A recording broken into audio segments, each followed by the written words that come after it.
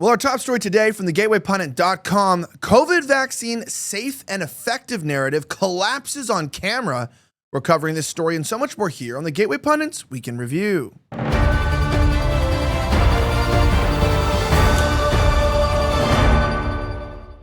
My name is Elijah Schaffer, and this is the Gateway Pundit's Week in Review. We cover the top 5 stories of the last 24 hours. Our top story today from Vigilant Fox reports that the COVID vaccine safe and effective narrative has collapsed. It happened on camera. Listen to this. Well, it turns out that the safe and effective narrative collapsed on camera during the Senator Ron Johnson's explosive Senate hearing on COVID-19 vaccine injuries Wednesday afternoon. Senator Ron Johnson brought the receipts exposing how the Biden administration deliberately hid vaccine harms from the public. Then Dr. James Thorpe revealed miscarriage data so disturbing it left the room silent. This is the Senate hearing that you never wanted you to see. I turned a 3 hours long footage into 5-minute read, Fox said. Check this out and watch the clips, and you tell me what you think. Watch.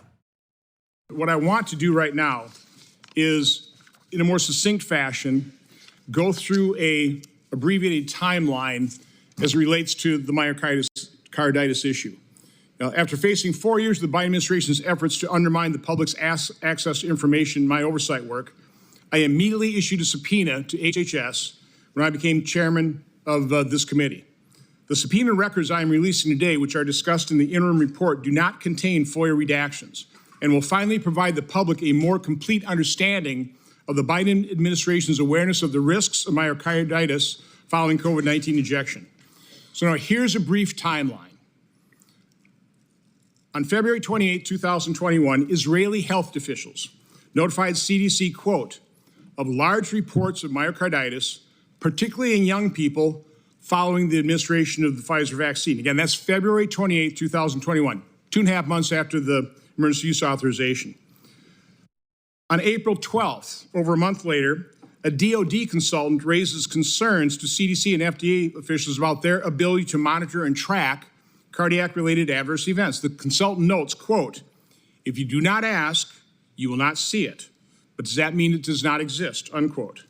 Around the same time, in mid-April 2021, CDC officials discussed safety signals for myocarditis, quote, for myocarditis with mRNA vaccines, based on DOD and Israeli data, but do not take immediate steps to warn the public.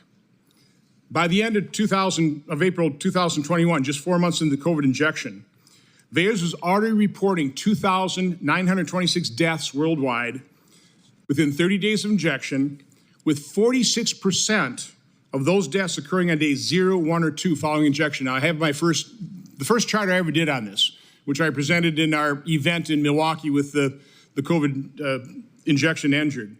That chart, a couple months later, is showing, I think, 30-some%. I can't see it from that far away, but let me get out mine. That chart is showing, at that time, a couple months later, 4,812 deaths, 1,736, or 36% of those deaths occurring within the day of injection or within 1 or 2 days. Now, I was raising that issue. I was going on media. I was showing this chart, and I got censored. Radio talk show hosts, when I talked about this, they were deplatformed. Now, again, I realize VAERS doesn't prove causation. I realize it's grossly underreported, but that's a correlation that I thought was pretty important. Somebody ought to be looking at it. So when I finally had a meeting with Francis Collins, head of NIH, with a group of other senators, I asked him, are you watching VAERS? I gave him those stats. He did admit that 6 deaths were associated with the J&J vaccine, but for the other over a few thousand deaths, he said, Senator, people die. That was his callous reaction. That was the head of the NIH completely blowing off the VAERS system that they had touted before they got the emergency use authorization. I'll continue. From May 17th to May 21, 2021, CDC officials discussed whether to issue a formal health warning called a Health Alert Network message on myocarditis, noting that, quote, providers aren't reporting these cases to VAERS. They knew they weren't. They knew they existed. They knew they weren't reporting them. A couple days later, during a May 24, 2021 vaccine safety meeting, notes show that FDA and CDC officials asked, quote, "Is VAERS signaling for myopericarditis now?" Question mark, and are told for the age groups 16 to 17 years and 18 to 24 years, yes. Yes, they saw a safety signal in VAERS, yet from May 25th to May 27th, CDC officials provide up-to-date information on the status of the Han to Pfizer and Moderna representatives. So, you can tell that there was obviously dishonesty there. But when it comes to McCullough had something to say. By the way, we're not going to be going through all of the stories. We're going to stick on this one primarily. But I want to remind you that the Trump Never Surrender gold sneakers are a bold, patriotic statement with a gold finish and a red and white and blue accents. Now, these are comfortable, durable, and lightweight. They're perfect for daily wear, and they are great for sparking conversations. Look at those shoes. They're really fantastic. The Never Surrender slogan inspires resilience, making them ideal for Trump supporters or bold style lovers. Limited to 1,000 numbered pairs. They're exclusive and collectible. Grab yours now at themagaoffers.com/GP. That's THEMAGAOFFERS.com/GP.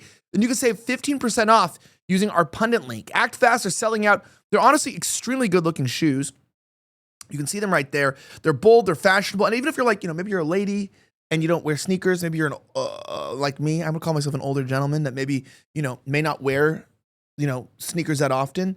There's still times to wear these. Wear them to a MAGA rally, wear them to a birthday party, go bowling in them. And most importantly, get them for your kids. I really think that's where the real selling point is. Buy them for your high school and junior high kids and like your college kids to wear around school. People will ask them what they are, and then they'll tell them, well, I support Trump. And then you're like, oh, that opens up the conversation, right? It's like the MAGA hat, but a little more discreet. Because even in church, they don't want you to wear hats, but you can wear shoes. So that's pretty good. Check them out at themagaoffers.com/GP. Grab yours today, 15% off. Now let's get back to what Peter McCullough said in the hearing. Watch.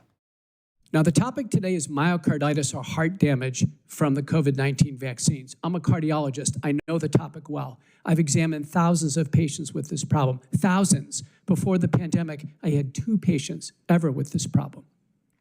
There's 1,065 papers in the peer-reviewed literature on COVID vaccine myocarditis. So let me summarize them for you. The first one that came on my radar screen that was alarming came from Washington University in St. Louis, August 18th of 2021. The first author is Verma and colleagues, New England Journal of Medicine. 42-year-old man comes into Washington University Hospital with vaccine myocarditis. The infection is ruled out. It's the vaccine. He's in the hospital. This is one of our best hospitals in the United States. He dies 3 days after taking Moderna. They can't save him in the hospital. Say, Dr. McCullough, move the microphone just a little bit away from you. Then one was reported from Korea by Choi and colleagues. This is now a younger man. Just a few days after Pfizer, he comes in the hospital. He dies within 8 hours of being in the hospital. I can tell you, I'm a cardiologist. That doesn't even happen with heart attacks. He dies within 8 hours. I examined all of the slides and the images that the Koreans had showed us. It looked like somebody took a blowtorch to that heart. It was so completely fried with inflammation. His heart was destroyed. These cases, which were widely known at the time, should have gotten everyone's attention. Everyone should have been laser focused on this. We should never have someone die after taking a vaccine. That's directly caused to the vaccine. Then Gill and colleagues, Connecticut, published in Archives of Pathology. 2 boys, age 16 and 17, who die a few days after taking Pfizer. These are teenagers. They're found dead at home by their parents. As a father of 2 kids, I don't understand why people weren't intelligent enough to know not to take the vaccine, but I have learned that a lot of people are so busy with their personal lives that they're not always thinking about everything. They're very stressed, right? About just keeping their wife happy or, as a mother, taking care of your kids or trying to please your boss, that you kind of like don't really, you expect that institutions are trustworthy. Like, oh, well, I'll just send my kids to school and they'll just get an education. But we learn that that's not true, right? They're teaching them about LGBTQ ideas and about sexuality. And it's like, And then you get confused, like, wait, I thought I could just trust the school system. And then you're like, I thought the medical system, like, we just get the vaccine and it would make me, fix me or whatever. You didn't realize that they were literally just scamming you to make money. Same thing goes with, like, Percocet and with the fentanyl crisis. It's like, you have the Sackler family, which of course, as J.D. Vance said, a family from Northeastern America. You know what I mean? One of those Northeastern families that are just seem to be in all of the sketchy stuff in the country these days. They acted like they were caring about the pain of miners, like literally not miners, children, but miners in the mines and blue collar workers in West Virginia and the Appalachia. And then really they were just trying to drug up people for profit that they thought the government wouldn't care about. Like, I mean, just remember, like that's why, like when we talk about the event that happened last night, the killing of the 2 Jewish diplomats, and I said, this could be Israel, pushing someone to do a hit in order to ramp up support for an attack on Iran. And then, people from Daily Wire and stuff like, F you, you're sick. And you're like, I have the right to question everything. Because why wouldn't you question everything? When have they been honest? Like, when has anything that's been convenient been honest? That's a real question. I don't think so. I don't think any of it has. Listen to this, though. As we go through here, Dr. Jordan Vaughn also followed up. Listen. And what I came away with was understanding that the spike protein, the S1 subunit specifically, is not a benign protein. It triggers inflammation, it disrupts endothelial barriers, it induces fibrin resistant to breakdown, and it promotes a lot of amyloid aggregates, which is what I research. These effects impair oxygen delivery, damage blood vessels, contribute to clotting pathologies that manifest with a lot of the symptoms that we're seeing in the long COVID and vaccine injured, which to this day is a huge amount of people. We're talking upwards of 10 to 15 million people in America that are being affected by the consequences of COVID in the long form or vaccine injury. And the typical symptoms are things like heart racing, brain fog, shortness of breath, and post-exertional malaise. In my clinic, I actually use immunofluorescent microscopy to be able to actually see what's going on in the blood and look for these amyloid aggregates. Some as young as teenagers that are unable to stand. Others are previously active adults suffering small strokes without typical identifiable causes. These are not abstract theories. They're the lived realities of my patients in Alabama and beyond. The mRNA injection, heralded as a solution, introduced a novel mechanism, lipid nanoparticles delivering modified mRNA that instructs the cells to produce a stabilized spike protein. Unlike traditional vaccines, this approach resulted in uncontrolled production of the spike protein for an unknown duration and distributes it widely across organs, including the heart, brain, and vasculature, and ovaries and testes. The actual EMA, their assessment of Comirnaty, which is Pfizer's vaccine, noted biodistribution beyond the injection site, contradicting claims that the vaccine stays in the arm. And a recent groundbreaking study using single-cell precision nanocarrier identification revealed LNP accumulation in the heart tissue of mice with adverse proteomic changes in immune and vascular proteins, raising concerns about the cardiac complications that dovetail with what we were seeing when we were looking at the COVID-19 vaccine myocarditis. What's kind of crazy about this is, like, people are getting myocarditis. Now, it gets even crazier because, Dr. James Thorpe then dropped the hammer. Before we talk about that, though, I want to remind you, we are witnessing a generational decline in men's testosterone levels due to lifestyle choices, diet, and exposure to environmental toxins. Now, this decline can result in persistent fatigue, diminished strength, reduced libido, mood swings, and an overall loss of vitality, keeping you from feeling like your best self. But guess what? Today, you can take control of your vitality with something called Man's Edge. I have it right here. Now, this is from Neutronics Labs, an amazing biochemical company that has a natural solution to support healthy testosterone levels. Man's Edge is more than just a standard booster. It combines powerful ingredients like fenugreek, IGF-1, NO2, and more to help you feel your best. Now, studies show that fenugreek increases testosterone levels by up to 46%. Plus, unlike traditional powders and pills, Man's Edge offers up to 98% absorption, ensuring that you receive the full benefits of these clinically proven ingredients. Even Frank Stallone has made it a part of his daily routine to stay on top of his game. Join Frank today and thousands of men rediscovering their vitality daily with Man's Edge. Sign up for our auto ship program today and save 50% on all of your orders. That's the best deal in the game. Reclaim your lost youth and energy. Visit tboostnow.com, tboostnow.com. Use code Elijah, ELIJAH, to save an additional 10% on your first order. Guys, this is amazing stuff. And by the way, this will actually boost your testosterone. You'll feel your strength grip strength increase. Your libido will increase, something I don't need right now, I don't need that. don't need that. But I will say a lot of you do. So make sure you realize maybe it's not just because you think your wife's fat or, or something. Maybe you just really don't have interest in sex because your testosterone's low. And that's not good because we got to repopulate the world. Our people are on decline. I don't know if you saw that. And they're swapping us out with illegal immigrants. So we need to start getting those babies made. Check it out today at tboostnow.com, promo code Elijah. Now listen to Dr. James Thorpe and what he had to say. This is telling. Watch. In the now infamous Shimabukuro study published on April 21st, 2021 in the digital version of the New England Journal of Medicine.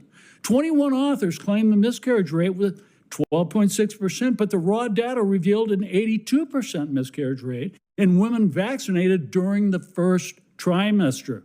This figure mirrors the effects of chemical abortion drugs such as RU486. Also, in the same journal edition, on the same day, an op-ed appeared by CDC Director Rochelle Walensky and Journal Editor-in-Chief Eric Rubin. These publications were riddled with conflicts of interest and deliberate misrepresentations intended to coerce pregnant women into taking vaccines.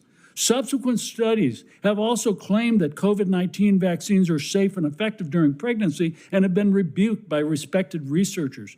These publications are fundamentally compromised by serious conflicts of interest, ranging from biased funding sources and institutional mandates, and even threats to their medical licenses and board certifications. Between 2020 and 2022, pharmaceutical companies paid $1.06 billion to reviewers at leading medical journals, the New England Journal of Medicine, JAMA, Lancet, and BMJ, thus corrupting the peer review process. At least 6 existing studies, 3 from CDC, FDA, and 2 from Pfizer, revealed major breaches in safety signals for COVID-19 vaccines and pregnancy.